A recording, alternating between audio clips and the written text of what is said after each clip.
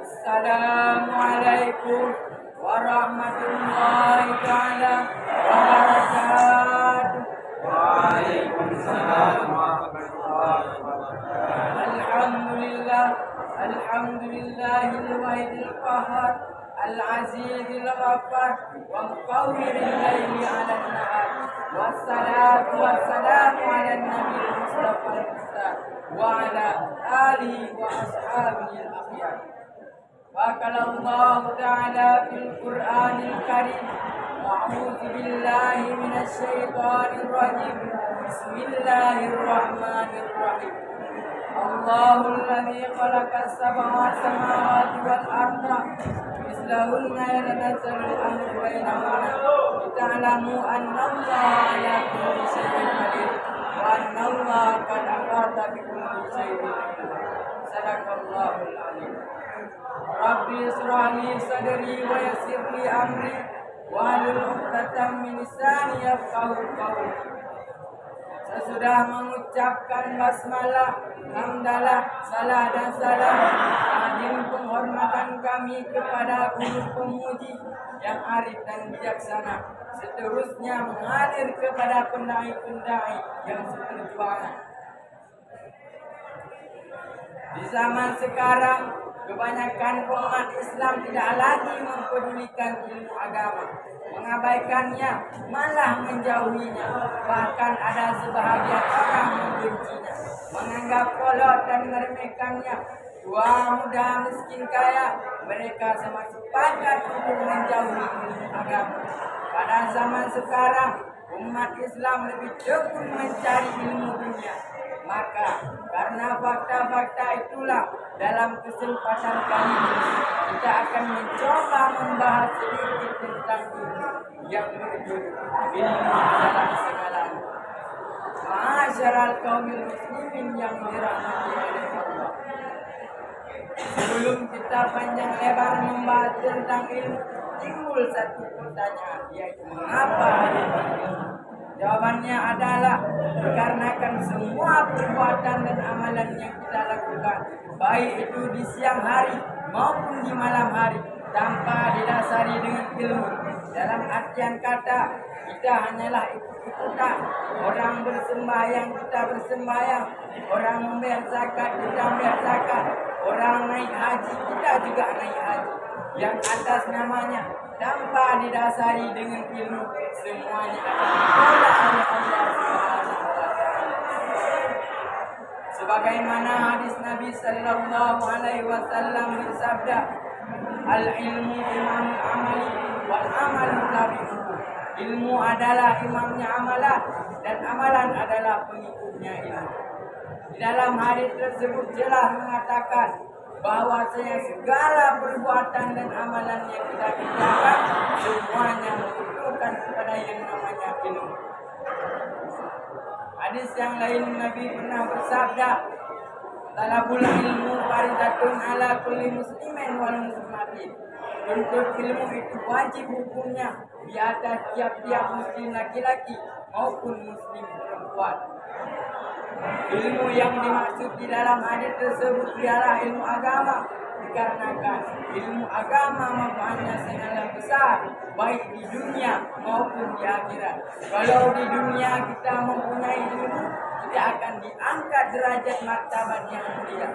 Umpamanya orang-orang alim, ulama-ulama kita yang sudah diangkat derajat martabatnya, sehingga dia dipandang pandangan manusia dan mulia di sisi Allah Subhanahu wa Ta'ala, dan di akhirat akan menjadi sebagai pelindung daripada panasnya pada manusia.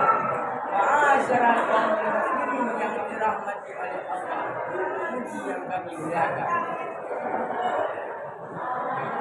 Imam Syafi'i radhiyallahu anhu pernah berkata, apa kata beliau? Wa alamani bi anna ilma nurun wa nurullahi la yudali asli. Dikatakan bahwa ilmu itu suatu cahaya. Cahaya tersebut tidak diberi kepada orang-orang yang durhaka, tidak diberi kepada orang-orang yang maksiat kepada Allah Subhanahu wa Ta'ala. Dan ilmu itu diibaratkan dua permata yang bahkan kemuliaan ilmu dan ibadat diutusnya para nabi dan rasul. Dan dikarenakan kemuliaan ilmu dan ibadat diciptakan 7 petala langit dan bumi beserta isi keduanya. Di dalam kitab Sirajul Talibin halaman 71 terdapat satu firman Allah Subhanahu wa taala yang berbunyi, A'udzu billahi minasyaitonir rajim. Bismillahirrahmanirrahim. Allahul ladzi khalaqas sab'a samawati wal arda mislahunna yatanazzalu amru bainahunna lita'lamu annallaha 'ala kulli syai'in qadir wa annallaha qad ahata bi kulli syai'in. Sadaqallahu. Apa arti daripada ayat tersebut? Allah Ta'ala telah menciptakan 7 petala langit dan bumi beserta isi keduanya. Allah Ta'ala Maha Kuasa di atas segala sesuatu, dan ilmu Allah Subhanahu wa Ta'ala benar-benar meliputi di atas segala sesuatu. Memadalah dengan ini ayat sebagai dalil di atas kemuliaan ilmu dan ibadat. Lebih-lebih lagi ilmu tauhid, itulah yang tercantum di dalam kitab tersebut. Ma'asyiral qaumil muslimin rahimakumullah. Adapun kelebihan penuntut ilmu ialah menjadi syafaat terhadap dua orang tua. Hikayat cerita mengatakan, tak kala seorang anak yang saleh masuk ke dalam surga dan melihat keadaan surga yang sangat begitu indah, melebihi keadaan hidup di dalam dunia.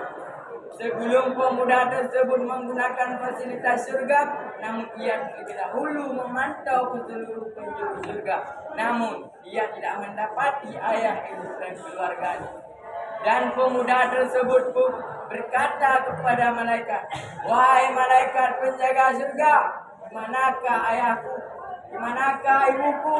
Di manakah keluarga-keluargaku?" Dan malaikat tersebut pun menjawab, "Mereka semua di dalam neraka, karena mereka tidak pernah mengerjakan perbuatan dan amalan yang pernah engkau kerjakan di masa di dalam dunia." Dan pemuda tersebut pun berkata, "Wahai malaikat penjaga surga, semua perbuatan dan amalan yang aku kerjakan di masa di dalam dunia, semuanya aku sertai mereka di dalam niatku." Dan pemuda dan malaikat tersebut pun memeriksa buku catatan amalan pemuda tersebut dan mendapati hal yang demikian. Atas izin Allah Subhanahu wa Ta'ala, ayah, ibu dan keluarga pemuda tersebut masuklah ke dalam surga. Inilah anak yang dinamakan anak pemberi syafaat terhadap dua orang tua. Anak merupakan amanah yang sangat besar. Untuk terlepas daripada amanah tersebut hanyalah satu cara, yaitu dengan cara menyekolahi anak-anak kita di pondok-pondok pesantren ataupun di daerah-daerah. Mungkin hanya ini yang dapat saya sampaikan. Adapun kesimpulan, dengan ilmulah kita bisa hidup di dalam dunia ini, dan dengan ilmulah kita bisa senang-senang di dunia ini, lebih-lebih di akhirat. Wabillahi taufiq wal hidayah. Assalamualaikum warahmatullahi taala wabarakatuh.